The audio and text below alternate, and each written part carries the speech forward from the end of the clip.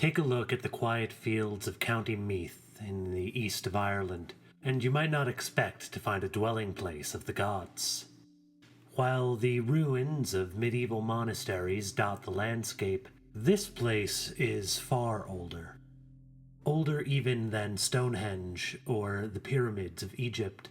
The massive site called Boinne, home to Newgrange, has stood for over 5,000 years.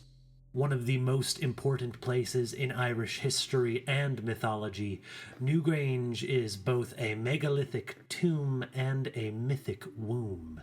Perhaps it is precisely because it dates to a time before recorded history that Newgrange is known as a dwelling place of the Tuatha Dé Danann, the old gods of Ireland. After all, it is said that when one passes through the stone entrance, one crosses into another world.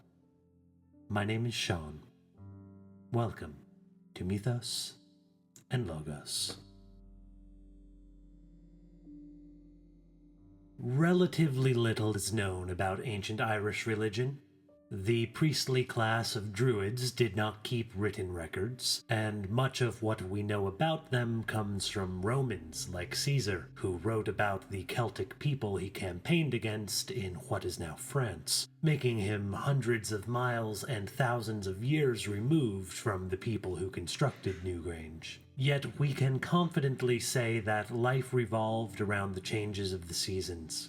Ancient sites align to the sun during seasonal events, and traditional stories take place during these same times of change. One figure who begins this change is the Dagda, meaning good god, who sees to the weather and the harvest. The Dagda longs for Boanne, the goddess of the river Bóinne, which bears her name, and who wants him in return. Yet they cannot be together, as Boanne is married to Elkmar, the ruler of Boinne, whom she fears. The Dagda, though, is the chief of the gods and the high king of Ireland, whom even the sun obeys. Elkmar's presence won't stop him. According to the wooing of Etan, a medieval story, the Dagda sent Elkmar away, and as Elkmar was leaving, the Dagda cast great spells upon him, so that 9 months passed like a single day. The Dagda slept with Elkmar's wife then, and she bore him a son, who is named Aengus. And by the time of Elkmar's return, he had no inkling of her having slept with the Dagda. The word for solstice in the Irish language, Grianstad, translates to sun stand still. Just as the Dagda made the sun stand still for 9 months to appear as a single day to Father Aengus, a cosmic drama plays out inside Newgrange itself each year on the winter solstice. When the first light of the sun penetrates the stone tomb and stands still to illuminate the interior, the new year is born in the same way that Aengus was. Aengus, also called Macanoch or young sun, due to the seeming one-day pregnancy, is taken away by the Dagda to be raised in secret. Other children mistreat Aengus and call him a foundling, so he seeks out his parents, learning that his father is the Dagda, the good god who rules over all Ireland. Aengus finds his father in the center of Ireland and asks him for a piece of land to call his own. The Dagda welcomes Aengus, but tells him that the land he has planned for him is occupied by another.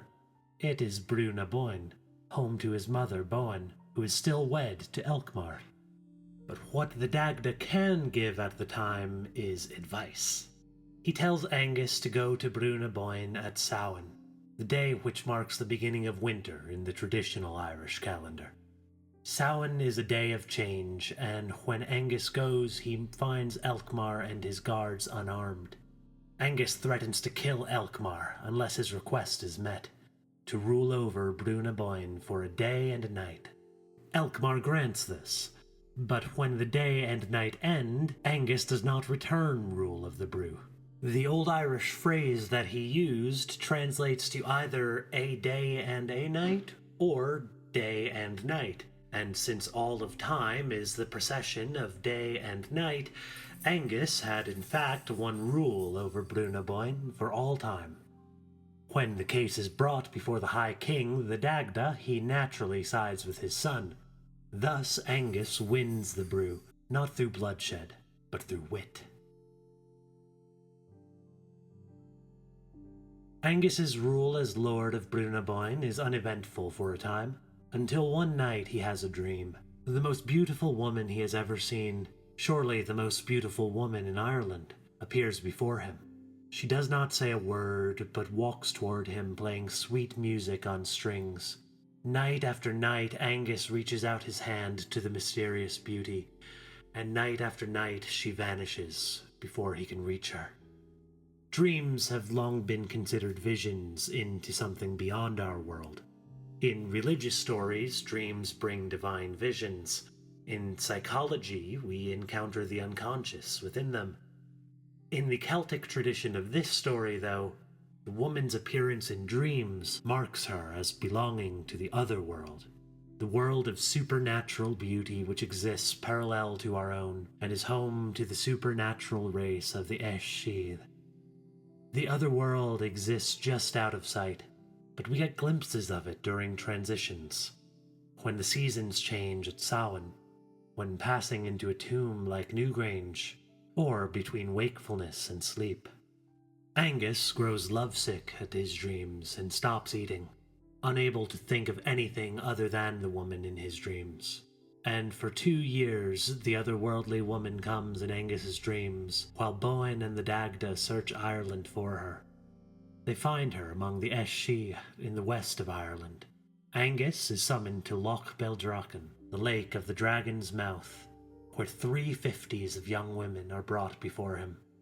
Aengus recognizes the woman from his dreams instantly, and while he cannot be given her hand, he does learn her name, Cáer. The Dagda journeys to the western province of Connacht to arrange a marriage between Aengus and Cáer, but the king of Connacht says that Cáer is not his to give away. The Dagda summons Cáer's parents before him, but they decline the meeting. The Dagda, a slighted king, prepares for a war, but Cáer's father explains he cannot give his daughter away because of her own great power. Each year at Samhain, the time of change when the other world is closest to our own, Cáer transforms, alternating years in the form of a human and the form of a swan. If Aengus is to be Cáer's husband, he must journey once more to Loch Beldrachen at Samhain and recognize her in her swan form as well. When Aengus goes to the loch, there are 350s of beautiful swans, and from the shore, Aengus calls out for his beloved. "Come and speak with me, Cáer. Aengus is calling." "I will come," she said, "if you will promise me that I may return to the water." "I promise that," he said. She went to him then. He put his arms round her, and they slept in the form of swans until they had circled the lake 3 times. Thus he kept his promise.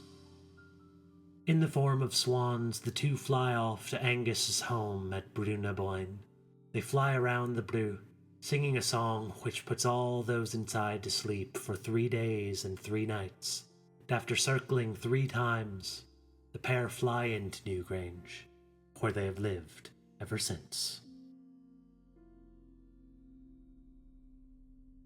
If you take a tour of Newgrange today, you may not see Aengus and Cáer waiting for you inside the tomb, but if it is near Samhain when you visit, you will hear their song.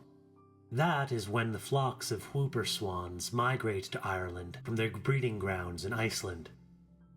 The swans gather in the wetlands of rivers like the Boyne, with Boinne serving as a major wintering ground, taking these written myths as evidence of an older oral tradition. The swans have likely done so for thousands of years. And just as for thousands of years the swans have come around Samhain, for thousands of years the sun has illuminated Newgrange, the first light of the winter solstice. Grand cycles such as these are reflected in the cyclical nature of myth. These stories depict the same place, across generations of divine lovers. The stories, in turn, draw our attention back to the cyclical nature of our own lives. After all, as Aengus reminded Elkmar, all of time is the procession of day and night.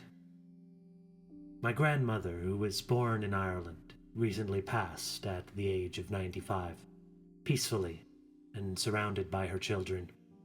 And some of her last words were spoken in Irish, broken prayers and phrases from when she was a little girl in school. She hadn't spoken more than a few words in the language in decades, and while she was far from fluent, it was still the Irish language which came to her in the end. And so, while we may only have fragmented pieces to tell us about the ancient Irish, I can attest to seeing at least one aspect of their worldview. The endless cycle of change still holds true.